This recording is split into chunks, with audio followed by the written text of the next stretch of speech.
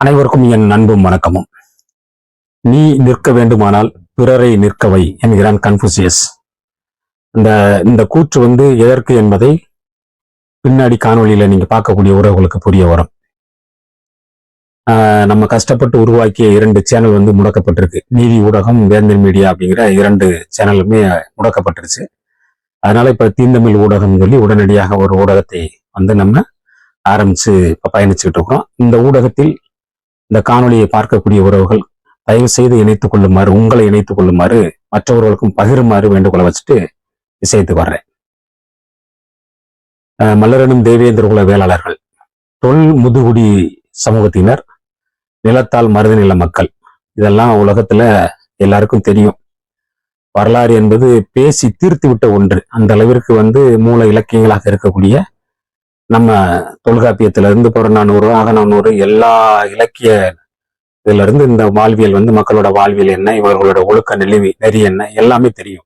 இது புதுசாலாம் ஒண்ணு யாருக்கும் சொல்லி புரிய வைக்க வேண்டிய அவசியம் இல்லை. அந்த அளவிற்கு ஒரு நிறைவு பெற்ற வரலாற்று சமூகம் மல்லரெனும் தேவேந்திர குல வேளாளர்கள். இந்த வேளாளர்களுடைய வாழ்வியல், அவர்களுடைய இன்னைக்கு இருக்கக்கூடிய நிலை அந்த பட்டியல் பிரிவில் இருக்கக்கூடியதை இந்த மக்கள் வெறுக்கிறோம் அப்படிங்கிறது பெருவாரியா எல்லாருக்குமே தெரியும். கடந்த முறை தேர்தல் காலங்கள்ல கூட நாங்குநேரி விக்கிரவாண்டியில அங்க இருக்கக்கூடிய மான உணர்வு கொண்ட தேவேந்திர குல வேளாளர்கள் ஓட்டையை புறக்கணிப்பு செஞ்சதெல்லாம் உலகமே தெரியும், அறிஞ்சிச்சு. அந்த அளவிற்கு இன்னைக்கு பலபடி தேர்தல் காலங்கள்ல மட்டுமே இது பேசப்படக்கூடிய ஒரு நிகழ்ச்சியா இல்லாம தேவேந்திர குல வேளாளர் அரசாணை வாங்கிய பிறகு பட்டியல் வெளியேற்றம்ங்கிறது இன்னைக்கு பெரிய அளவுல பேசு பொருளா வந்துகிட்டு இருக்கு. இதை மலங்கெடுக்கக்கூடிய வேலையை சில உறவுகள் செஞ்சுட்டே வராங்க. அவங்கள காலம் பார்த்து கொள்ளும். அதனால அதுல ரொம்ப நம்ம மூளையை போட்டு கசக்கி அப்படிலாம் தேவையில்லை. ஏன்னா மல்லரெனும் தேவேந்திர குல வேளாளர்கள் உயர்ந்த வாழ்வியலுக்கு சொந்தக்கார மக்கள் அப்படிங்கிறது எல்லாருக்குமே தெரியும். ரொம்ப குறிப்பா நம்ம சொல்லி பழங்கதையெல்லாம் பேசி யாரையும் நம்ம போர் அடிக்க விரும்பல. 16ஆம் நூற்றாண்டுல பழனியில வாழ்ந்த பசுவ குடும்பன் மஞ்சம்மாள் அப்படிங்கிற 2 தம்பதி ஒரு ஊரை காப்பாற்றுவதற்காக கிட்டத்தட்ட ஒரு 600-700 ஏக்கரை ஊருக்கே கொடுத்துட்டு அந்த கம்மாயில அந்த கம்மாயவே தயார் பண்ணி கொடுத்து அந்த பாசன வசதிக்காக அந்த மக்கள் நல்லா இருக்கட்டும்ங்கிறதுக்காக ஒரு ஒரு பெரிய அளவுல ஒரு அர்ப்பணிப்பு உணர்வோட அந்த பணியை செஞ்சிருக்கிறாங்க. அதுக்கான கல்வெட்டு ஆதாரங்களோட இப்ப சமீபத்துல ஒரு 7-8 மாதங்களுக்கு முன்பாக கல்வெட்டு சான்றுகளோட வெளியே வந்துச்சு. இப்படி ஒவ்வொரு ஊரையும் காக்கக்கூடிய மக்களாகத்தான் தேவேந்திர குல வேளாளர் இருந்திருக்கான். சுயநலம்ங்கிறது தேவேந்திர குல வேளாளர்களுக்கு அவனுடைய வாழ்க்கை முழுவதும் இல்லை. அவனுடைய சங்க காலத்திலிருந்து இன்னைக்கு வரைக்கும், இந்த கலியுக காலம் வரைக்கும் சுயநலத்தோடு இந்த மக்கள் கொஞ்சம் கூட தொடர்படுத்தி வாழல. பிறர் வாழ வச்சு இவன் வாழ்ந்திருக்கானே தவிர பிறர் குடியை கெடுத்து வாழக்கூடிய நிலையில தேவேந்திர குல வேளாளர்கள் இல்லை. ஒருவேளை இந்த பிறர் குடியை கெடுக்கக்கூடிய ஏதாவது 1-2 பித்தளட்டுக்காரன் இந்த சமூகத்துல இருக்கிறான்னா அவன் உறுதியா கிராஸுக்கு பிறந்தவங்களாத்தே இருப்பான். ஏன்னா தேவேந்திர குல வேளாளர்களின் ஒருமித்த கோரிக்கை தான்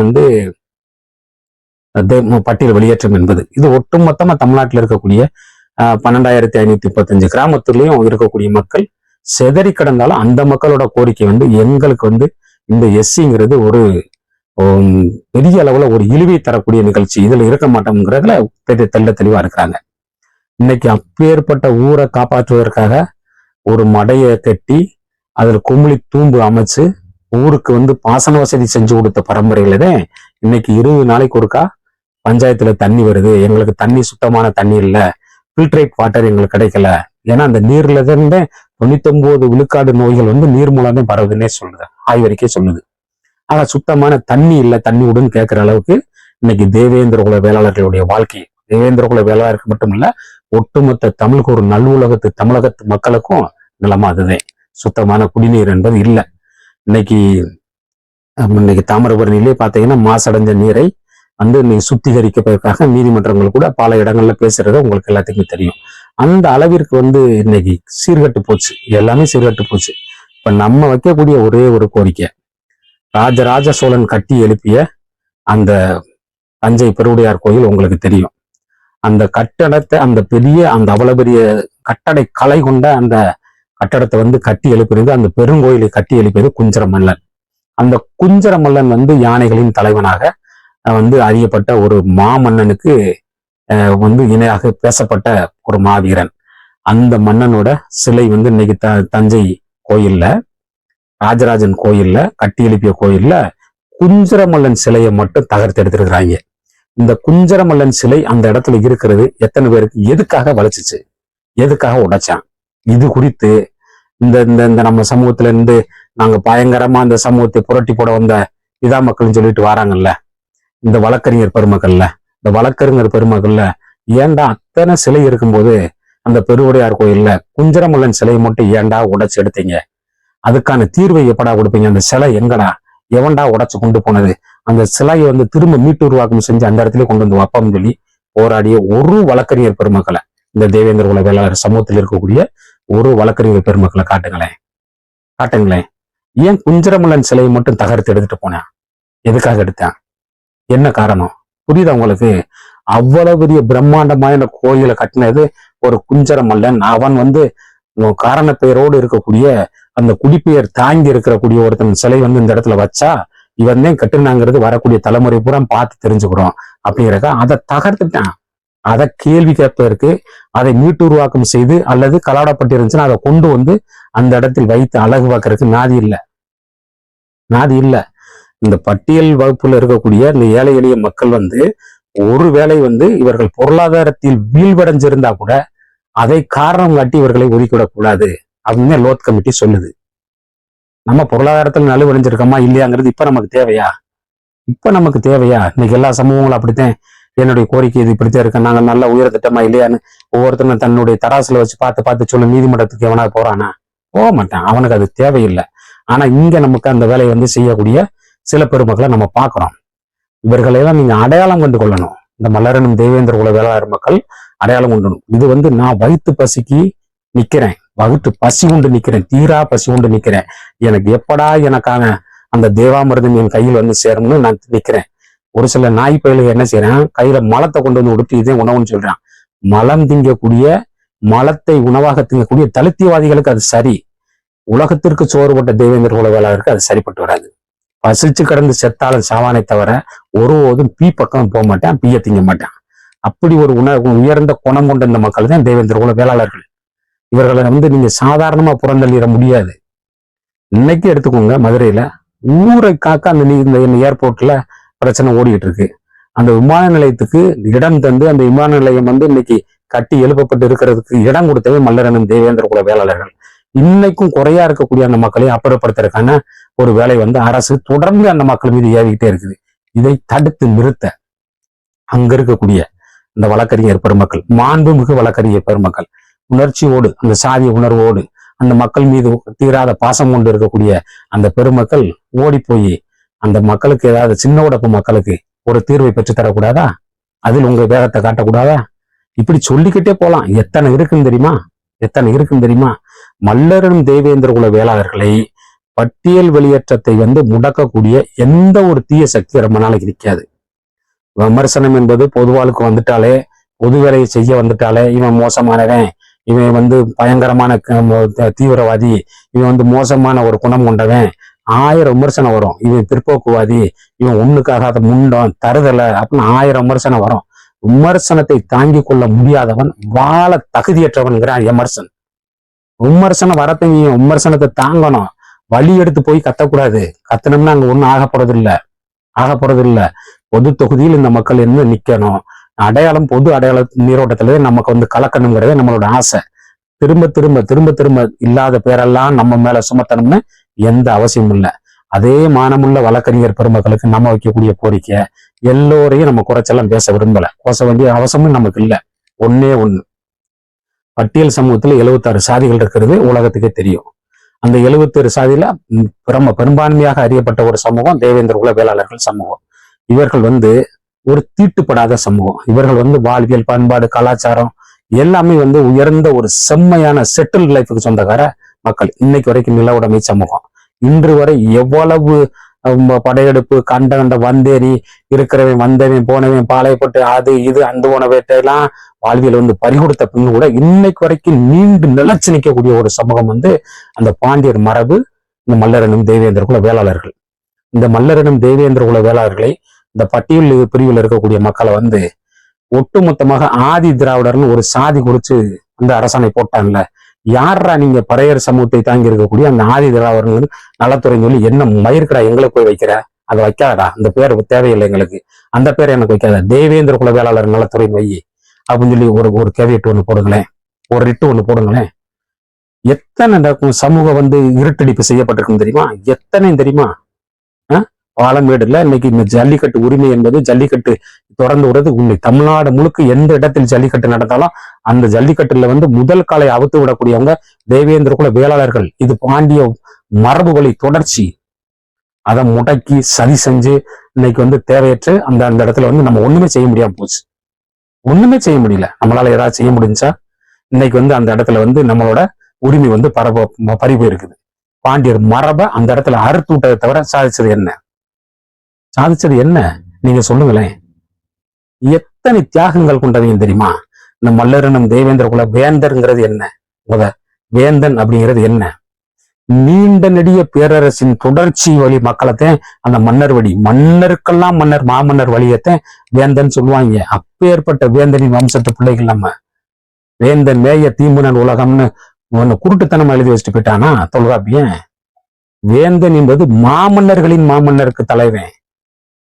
பெரிய மிகப்பெரிய பேரரசுகளின் வழி தொடர்ச்சி, அது மரபு வழி. அது இன்னைக்கு அந்த பாண்டிய வேந்தர்கள் கையில வச்சுக்கிட்டு இருக்கக்கூடிய அந்த வெண் கொற்றக்குடை, சங்க காலத்தில் இருந்த அந்த வெண் கொற்றக்குடை, அந்த செங்கோல், இன்னைக்கு வரைக்கும் அந்த வெண் கொற்றக்குடையை புடிச்சு ஆடக்கூடிய ஒரு சமூகம் ராஜபாளையத்து குடும்பர்கள்.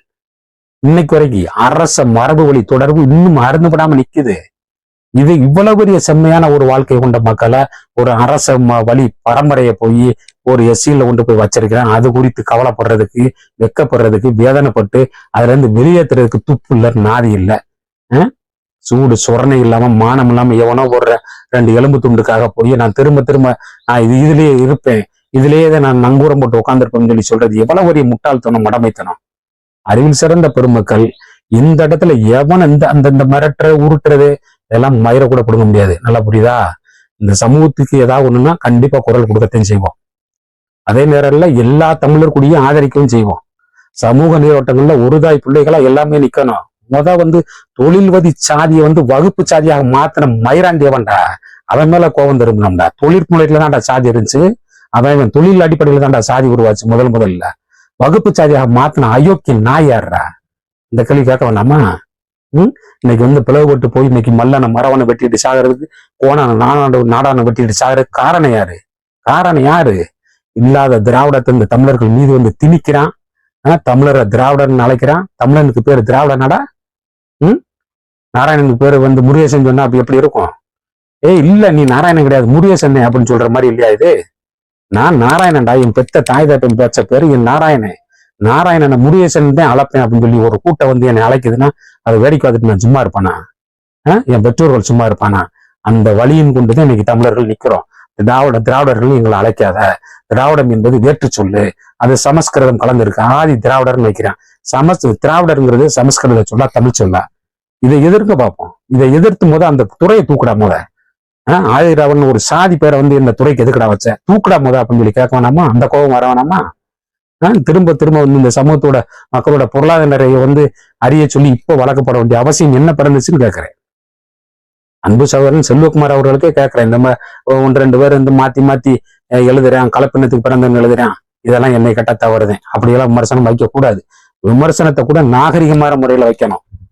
அப்படி இருக்கக்கூடிய சகோதர பெருமக்களையும் எதிர் சிந்தனை கொண்ட சகோதர பெருமக்களை கூட தன்பக்கம் ஈர்க்கணும். இது ஒட்டுமொத்த மக்களுடைய வயிற்று பசி, தீரா பசி, அடங்கா பசி, பட்டியல் வெளியேற்றம் என்பது. அதை நான் சாத்தியப்படுத்தி சாப்பிடுவதற்கு எனக்கு தடைக்கல்லாக இருக்கக்கூடிய மக்களை கூட அரவணைச்சு அறவழியில் அவர்கள் திருத்தி கொண்டு வரணும். வன்முறை சார்ந்து பேசுவது, தூசித்து எழுதுவதால் சரி செய்த முடியாது. அவங்கள அவங்க சிந்தனைக்குள்ள இருக்குது. நானும் பட்டியல் வெளியேற்றத்தை ஆதரிக்கிறேன் அப்படிங்கிற ஒரு நிலைப்பாட்டு அவருக்குள்ள எங்கேயோ ஒரு இடத்துல இருக்குது இல்ல, அதை பயன்படுத்தி இந்த மக்களுக்கு சாதகமான ஒரு சூழலா மாத்தணும். இதுதான் இந்த நம்ம சமூகத்துக்கு சொல்லக்கூடிய ஒரே ஒரு விஷயம். அதோட இந்த சமூகத்து மக்கள் முதல்ல புரிஞ்சுக்கணும், இந்த தேர்தல் காலத்தில் வரக்கூடிய இந்த அரசியல் புரோக்கர்களை புறந்தள்ளிருங்க. 5 வருஷமா மூச்சு விட மாட்டான். கடைசி 6 மாசம் புற்றீசல் பிறந்து வந்த மாதிரி வருவான். பல அமைப்புகள் வரான், பல கட்சிகள் வரான், 8-10க்கு சேர்ந்து கடந்தாலும் எவனும் கேள்வி கேட்க மாட்டான். அந்த சமூகத்தின் கோரிக்கையை வந்து போய் எவன்கிட்ட சொன்னாலும் காது கொடுத்து கேட்க மாட்டேன். தேர்தல் வந்துடுச்சா பெட்டி துட்டு மண்ணி ஓடியாவது வந்து வாங்கிட்டு ஓடி போறதுக்கு. இதை தவிர நீங்களுக்கெல்லாம் இந்த சமூகத்தை காதலிக்கக்கூடிய மக்கள்லாம் யாருமே இல்லை. அதை உணர்ந்து கொள்ளணும், இந்த சமூகம் உணர்ந்து கொள்ளணும். தேவேந்திர குல வேளாளர் சமூகம் தொடர்ந்து நமக்காக பேசினது யாரு அப்படிங்கிறத நம்ம பார்க்கணும். தேவேந்திர குல வேளாளர் பேராணைக்கு நாம் தமிழர் கட்சி தொடர்ந்து நமக்கு வந்து குரல் கொடுத்துக்கிட்டே இருந்துச்சு. ஐயா இமானுவேல் சேகரன் நினைவிடத்துல கூட அண்ணன் சீமான் அவர்கள் வந்து பேசுறது உலகத்துக்கே தெரியும். பாண்டியரே பல்லரே பாண்டியர்னு சொல்லி சொன்னதுனால அவர் வந்து வாங்கிக்கிட்ட விமர்சனம்ங்கிறது கொஞ்சம் நஞ்சம் இல்லை. அதுக்கடுத்து அதோட நிற்கவும் இல்லை. தேனியில் வந்து பிரம்மாண்டமான ஒரு பொதுக்கூட்டத்தை, பட்டியல் வெளியிட்ட பொதுக்கூட்டத்தை நடத்திய ஒரே ஆண்மகன் நாம் தமிழர் கட்சியின் தலைமை ஒருங்கிணைப்பாளர் சீமான் மட்டுமே. வேற நாதி கிடையாது நமக்கு. எந்த பேராவது சொல்லியிருக்கிறானா சரி விடுங்க. நாம் தமிழர் கட்சியோட கட்சி கூட்டம் நடக்குது. அந்த கட்சி கூட்டத்துல கட்சியின் தீர்மானமாக பட்டியல் வெளியேற்றத்தை அங்கீகரித்த ஒரு கட்சி நாம் தமிழர் கட்சி. இதுக்கு மேல நமக்கு என்ன வேணும்? என்ன வேணும்? இதை வந்து திமுக, அதிமுக, காங்கிரஸ், கம்யூனிஸ்ட், விடுதலை சிறுத்தை கட்சி, இந்த தமிழக மக்கள் முன்னேற்ற கழகம், புதிய தமிழகம், இன்னும் என்னென்ன சாதிய கட்சிகள் இருக்குதோ அல்லது மாநில கட்சிகள் இருக்கோ, எவனாவது தேசிய கட்சி எவனாவது இதைய வந்து ஒரு தீர்மானமா போட்டு தேர்தல் கமிஷனுக்கு அனுப்பியிருக்கிறானா? நாம் தமிழர் கட்சியை தவிர யோசிச்சு பாருங்க. அப்ப இந்த மக்கள் அந்த கட்சியை, நாம் தமிழர் கட்சியை ஆதரிச்சுட்டு போறதுல என்ன தவறு இருக்கு? நான் நாம் தமிழர் கட்சிக்கு ஆள் பிடிக்க வந்த ஆள் இல்லை. நாம் தமிழர் கட்சியில் நான் பயணிக்கலாம். அதே நேரத்துல இந்த மக்களை குருட்டுத்தனமாக அப்படி ஓடியாங்க வந்து அந்த நாம் தமிழருக்கு வந்து நீங்க முட்டு கொடுக்க நான் சொல்ல மாட்டேன். தொடர்ந்து இந்த மக்களை தோளாக இந்த மக்களோட துன்பத்திலும் பங்கெடுத்து கொண்டு, இன்பத்திலும் பங்கெடுத்து கொண்டு, நமக்கான தலைவனாக, நமக்கான அண்ணனாக, நமக்காக சகோதரனாக நிற்கக்கூடிய ஒரே ஆளு சீமானை தவிர நமக்கு யாரும் இல்லை. திராவிட கட்சி ஒருபோதும் நம்மளை ஆதரிக்க மாட்டான். இலவச ஓட்டாவே வாங்கி சுகங்கண்டு போனேன். வாயில வந்து இலவசமாவே அந்த சோறு உருண்டையை உருட்டி வாய்க்குள்ள ஓட்டு பழகிட்டான். இப்ப வந்து நம்ம மண்ணத்தை உருண்டிய வாயில போட போறோம். திராவிடங்களுக்கு இனிமே ஒருபோதும் தேவேந்திரர்கள் ஓட்டளிக்க மாட்டோம் அப்படிங்கிற ஒரு நிலையை எடுத்துட்டோம்னாலே சர்வ அரசியல் சிக்கலும் வந்து இங்க முடிக்கப்பட்டுரும். இவைகளை நம்பி ஏமாந்தது போதும். இனிமேலாவது நிமிர்ந்து வாழ்வோம் என்று கூறி விடைபெறுகிறேன். நன்றி. இன்னும் நமது சேனலை சப்ஸ்கிரைப் பண்ணாதவர்கள் சப்ஸ்கிரைப் பண்ணிக்கொள்ளுமாறு உங்களை வேண்டுகிறேன்.